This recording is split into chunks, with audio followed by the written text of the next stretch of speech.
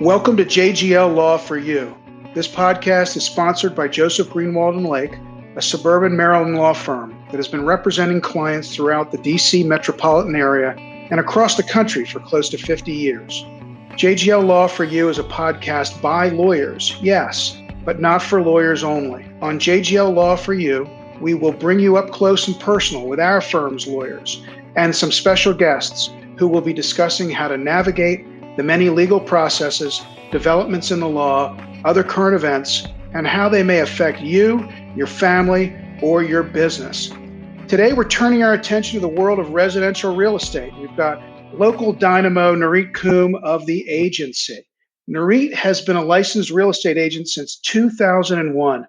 During that time, she has won countless awards and accolades. In 2014, she became the owner of RE/MAX Elite Services and built her business over the next 6 years to become the number one RE/MAX team in the state of Maryland and the number one real estate team in Maryland and the Washington, D.C. area. When offered the opportunity to become a managing partner of the agency, Nurit jumped at the chance to be part of this exciting, growing company that is redefining the business of real estate. Over the years, Nurit has built a reputation for offering precise market knowledge, delivering technological expertise, and bringing boundless energy and tactical negotiation skills to every aspect of her life. Nurit, welcome to our session today. Glad you could join us. Hi, David. I'm so happy to be here. Thank you. Excellent. Well, before we start talking about real estate, there's a little something interesting about your background that I'd like to hear a little bit about. You spent some time in the Israeli army, I understand.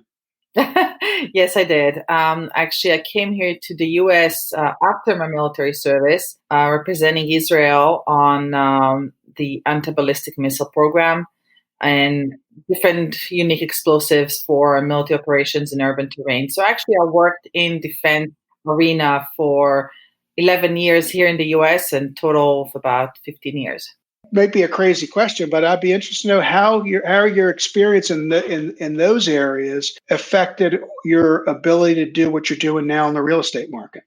You know, it's actually quite amazing because you have to be a hard worker to do what I did, and you have to actually think outside the box and think quick and be creative. Also, really understand people right from the get-go, from the hello. I kind of tell a lot about you. So these kind of skills that I've earned along the years helped me a lot with real estate. It's been helped me in my life in general, but yeah, in real estate for sure. Yeah, I was thinking, here in the district and also in other areas, people say you can't swing a cat without hitting a real estate agent, right? So it seems to me that you have to do something differently or find your own space to find the success that you found here in the DC area. Yeah, I mean, it's true. So I always liked technology. I'm a technology person. I always were on top thinking about what the market is doing, why the market. I always looking at trends, looking at numbers, looking at graphs, thinking about the situation, how I can help my clients better, how I reach out to more clients, what to do with social media, what's the right way to do it, how to tackle it in so many ways, and being really helpful for clients. And at the end of the day, in real estate, you really, really need to look at the person in front of you and understand that person. See how you can help them, find the right house for them, for their lifestyle, for their family.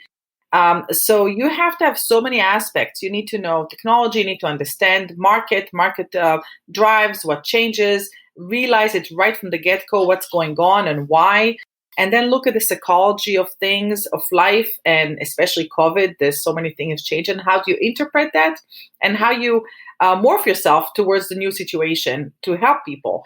And then it's also understanding the core, the person in front of you, and how do I find them the right situation for them? Because a house is a house, but it's really a lifestyle. It's how you want to live your life in that house. It's so important. It's the core of your life. So let's talk about the market a little bit and the effects on the market when it comes to the pandemic over the last 8 or 9 months. And we have a lot of clients, obviously, in our law firm, and there's a lot of folks out there who may be considering buying or selling.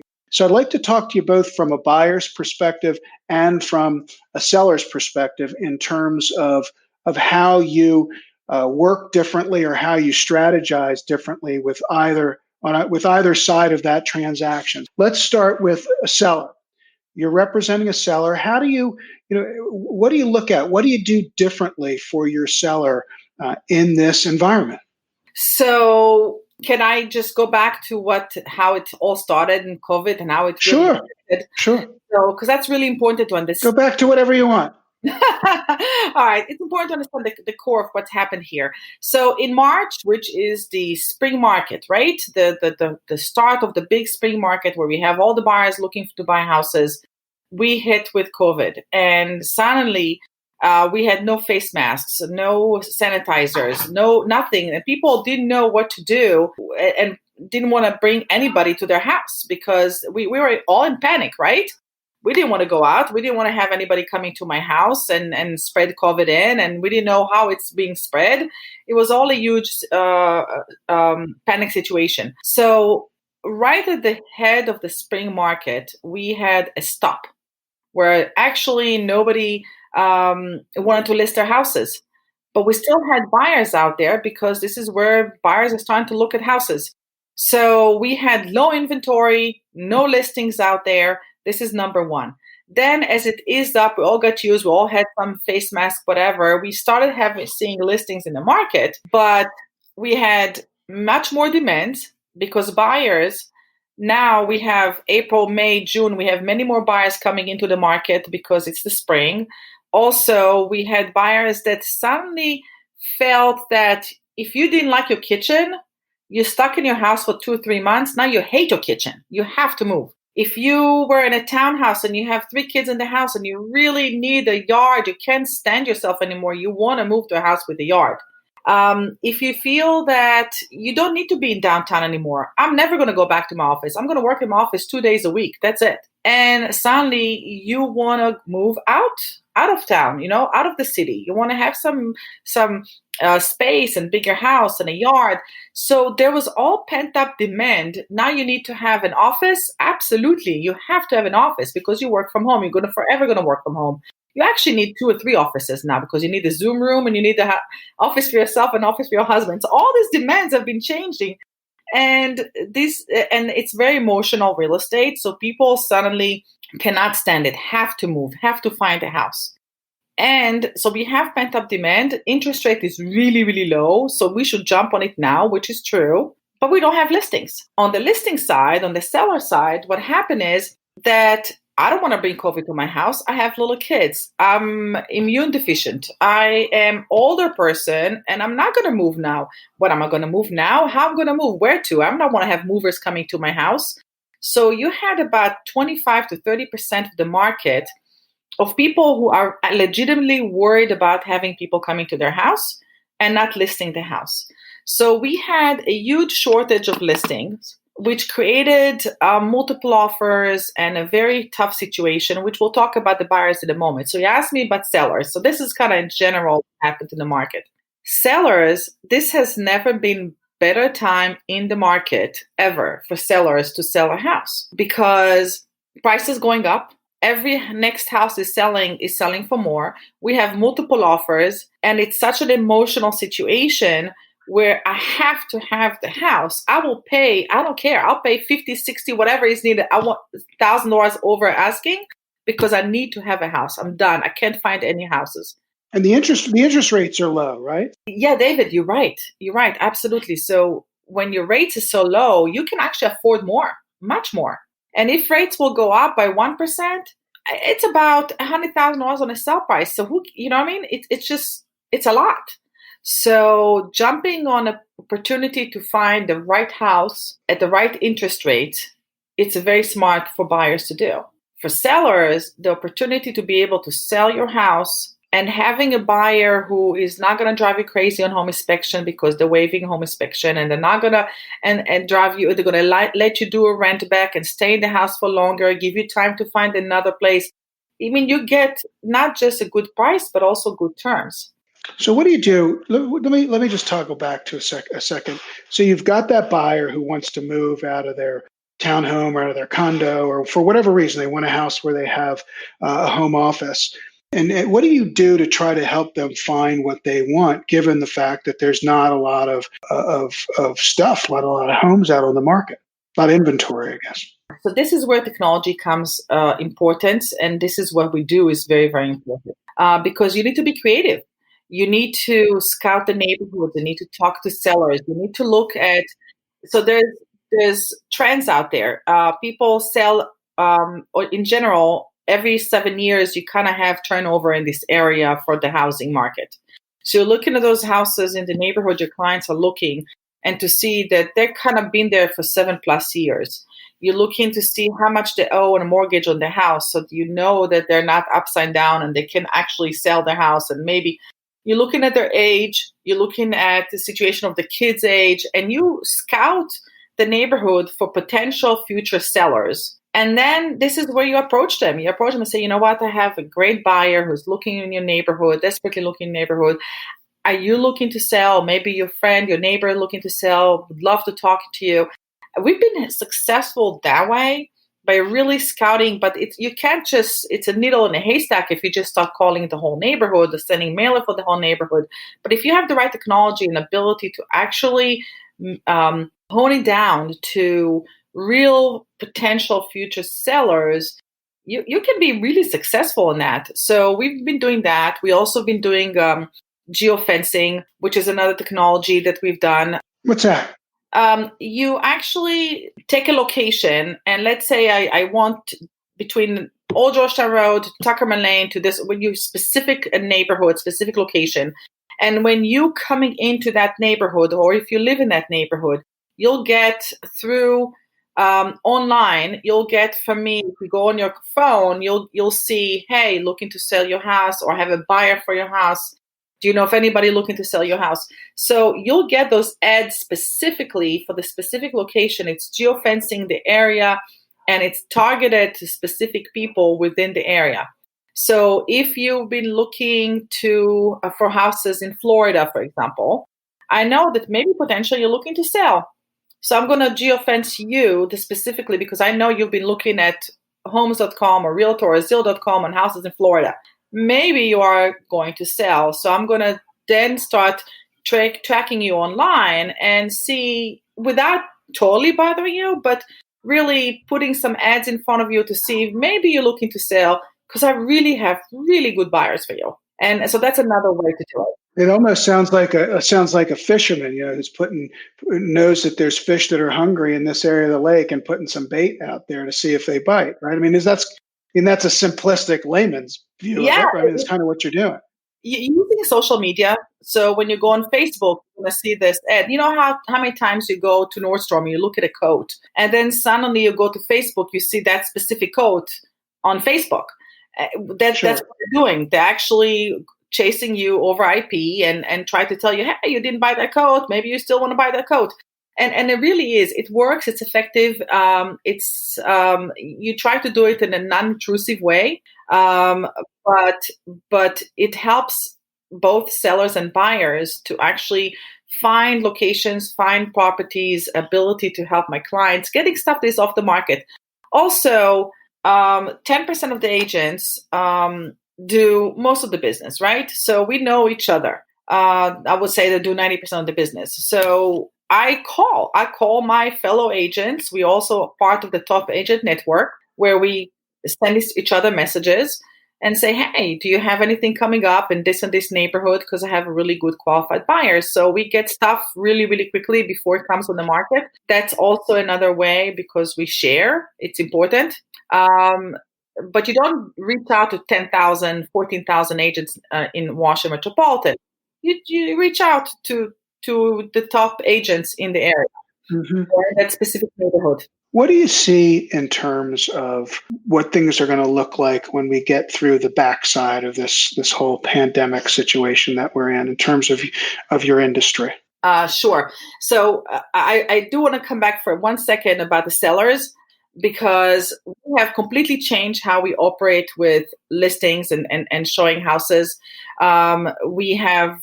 We're using technology for online, how to position your house in the market in the best way, because all your buyers will search online. the truth of the matter. So you have amazing pictures, amazing virtual tour, 3D tour. We do laser measurements of your house and a floor plan and videos. And then I do the TV show where I put my houses on the TV as well, because I do have a TV show we can talk about. But so there's so many new ways on how to put your house in the market without having so people see it. Has any of that changed, though? Has that changed at all because of the pandemic? Do you modify, the photographs that you take, the strategies that you use to sell a property, or because it's so easy, it's just like hanging a big hunk of meat out in front of a bunch of hungry wolves? So what I always say to people, listen, yeah, you're going to sell your house, you're going to put the for sale sign, it probably will sell, but it will make a difference of like a 10%, 15% on the sell price if you do it, the extra work, if you do it right. And when you have buyers out there, buyers don't just go and look at houses all day long because of COVID. They start online and they go from house to house to house to house. You have about a second to grab their attention. But if your picture has twilight shot with beautiful pink skies and the grass looks pretty, and right now it's winter and your azaleas are not in bloom, but I'm artificially blooming it. If you have pink azalea, I will make the pink azalea in bloom in the picture. If you don't have it, I wouldn't put it, right? But if you have cherry tree in front of you, I'll make it bloom, because it's important, because then the picture pops and you're like, perfect house.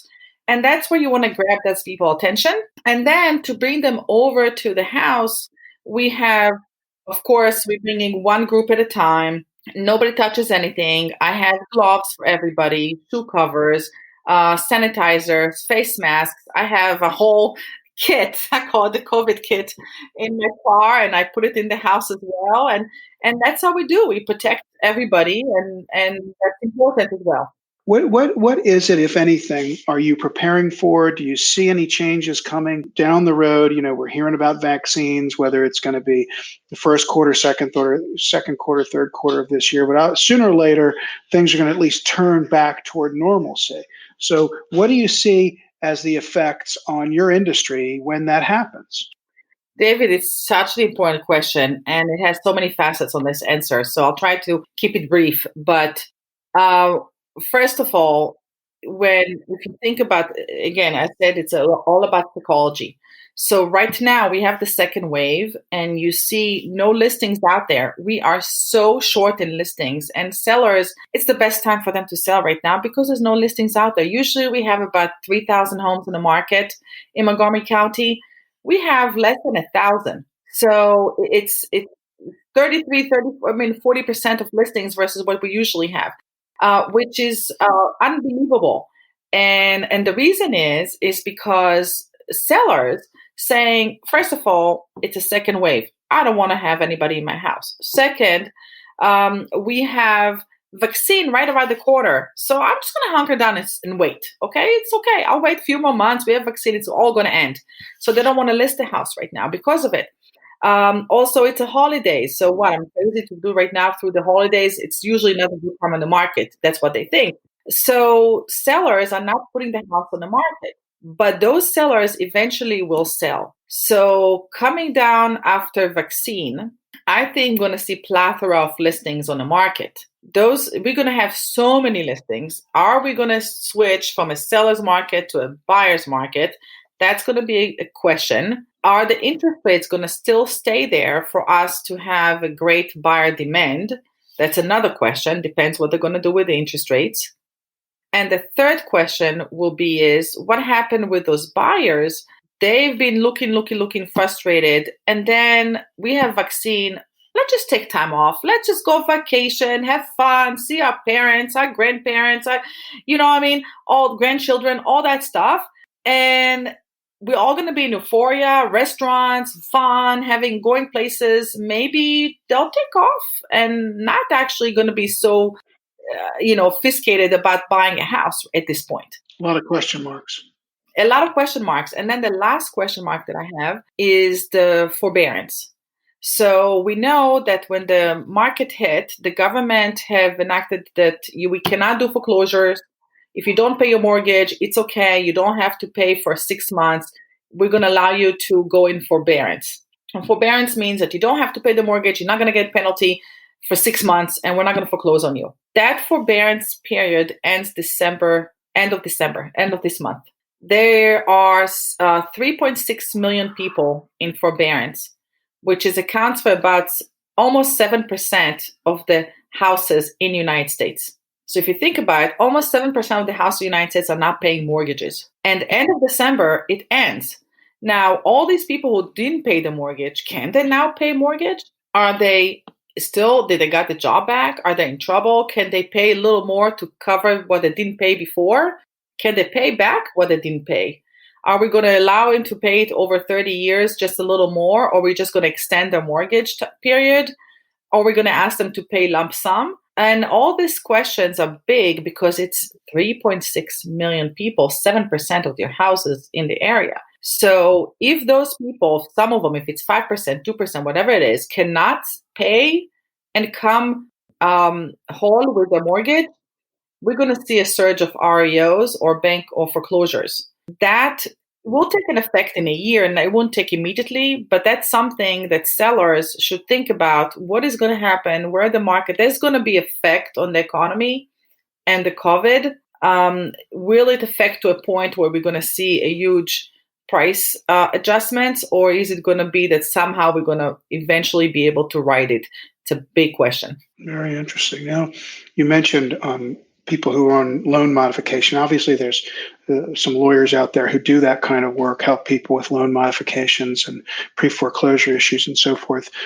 Tell me a little bit about, I want to cover a little bit about your work and what you do in terms of working with lawyers, side-by-side lawyers, when lawyers pop up during the course of a transaction regularly and sometimes maybe not so regularly. Yeah, well, lawyers are a very important, integral part of our business and they're partners with us because we have different situations. So sometimes you're talking about the state and you need to help with a lawyer for that, how to divide. Sometimes it's divorce, which attorney is so important because we need a divorce decree. And we need the attorneys on both sides somehow smooth things up because divorce could be very tricky. Settlement attorneys are extremely important and they represent the contracts, and sellers sometimes don't realize that they don't represent you specifically, not the buyer, not the seller. They represent the contract and they want to make sure that whatever is in the contract is happening. So if there's arguments, we go back to the contract. And that's where it's really important to have a very knowledgeable settlement attorney who can actually smooth things up and explain to both parties when we have that situation. And then if we are going to reach the forbearance period and loan modifications and short sales, which I've done a lot of those, some of those people may be selling their house because they can't pay the mortgage. Some of these people may be upside down on the mortgage and we're going to have to work on a short sale.